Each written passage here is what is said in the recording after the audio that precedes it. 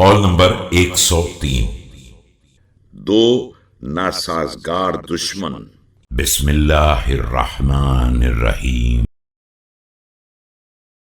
وروي عليه إذار خلق مرقوع فقيل له في ذلك فقال يخشأ له القلب وتذل به النفس ويقتدي به المؤمنون إن الدنيا والآخرة عدوان متفاوتان وسبيلان مختلفان۔ لوگوں نے آپ علیہ السلام کی چادر کو بوسیدہ دیکھ کر گزارش کر دی تو آپ علیہ السلام نے فرمایا کہ اس سے دل میں خشوع اور نفس میں احساس کمتری پیدا ہوتا ہے، اور مومنین اس کی اقتدا بھی کر سکتے ہیں۔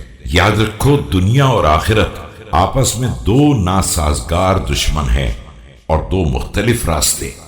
فمن أحب الدنيا وتولاها أبغض الآخرة وأعداها وهما بمنزلة المشرق والمغرب وماش بينهما كلما قرب من واحد بعد من الآخر وهما بعد ذرتان۔